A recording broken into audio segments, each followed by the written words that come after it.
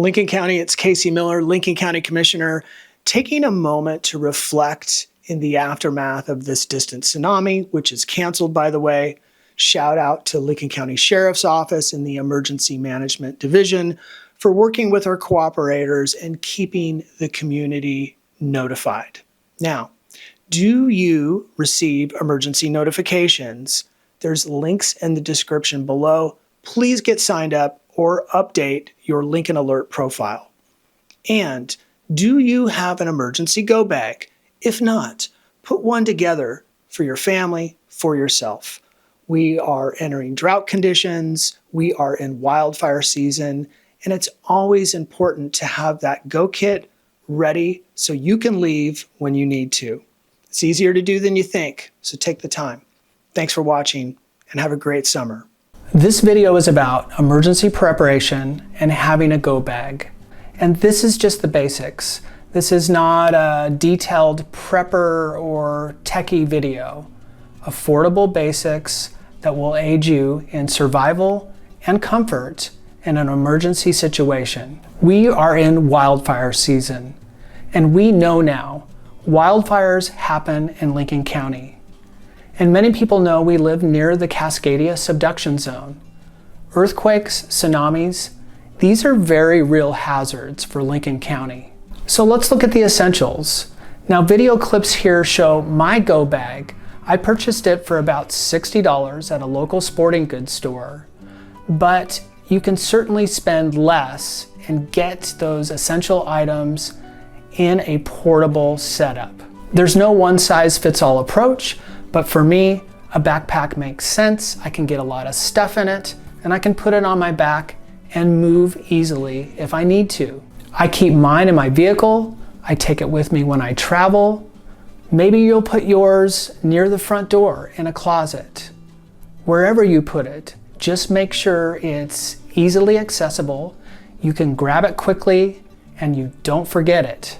Each person's bag may be very unique to them. For example, right now, I don't take any medications, so I don't need to worry about that.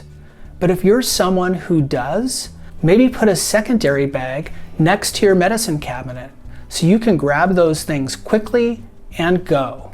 My bag right now, by the way, is set up for about 72 hours. You can make yours for less than that. You can make it for more. But I think that is the least number that I feel comfortable with. 3 days. Number one, hydration, water. Staying hydrated is a baseline necessity. You certainly want to have enough. If you're in a situation where you need to move on foot, mobility could be a factor. Additionally, every person is different. Their size, their weight, medical conditions, these are things to think about. I personally carry about 120 ounces of water in my go bag. For my needs, that is about 72 hours or 3 days. Additionally, I carry a life straw. They're small, they don't take up a lot of room, they're light, and you can filter water anywhere with them. They're about $15, pretty affordable. Food, energy. We can go a long time without food, but it also can be something that can provide comfort. I can tell you that my child gets very grumpy when he hasn't eaten. So it might be more of a comforting item than actual necessity. But if someone is diabetic, it could be very critical. The good news is it's fairly light compared to other things, and items like bars last for a long time. You don't need to check them as frequently in your bag, worrying if they're going to perish.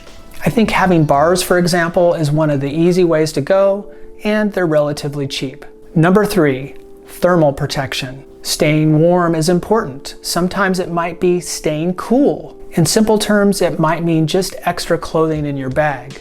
But one of the easy ways to go with this is getting those emergency space blankets. They're relatively cheap, about $4 I've seen them before at sporting goods stores.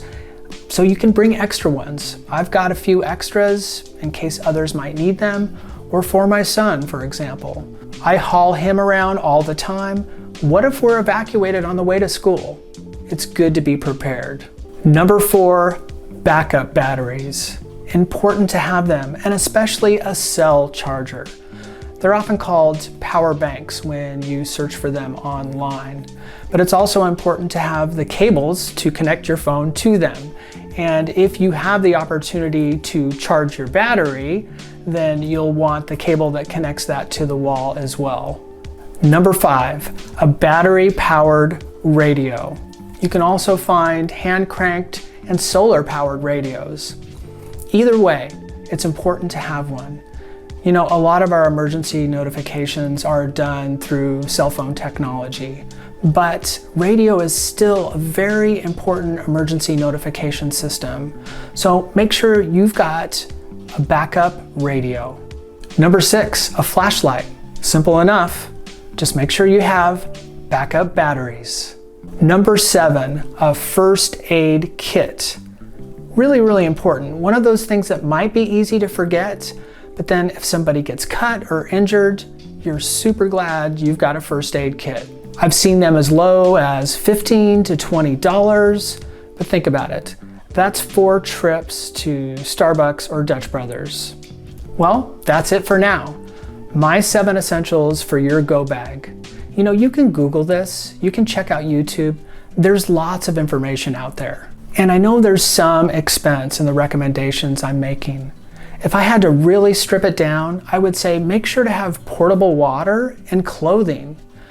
But I want you to think about it. I think it's tremendously important. To reiterate, we are in wildfire season, and we're near the Cascadia subduction zone. Emergencies happen. And thinking about it now, planning, preparing, it's a reassurance.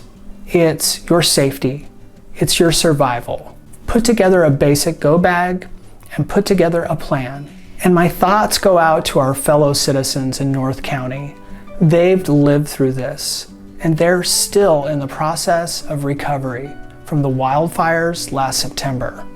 If there's anything I missed, put it in the comments. Be safe out there, and thanks for watching.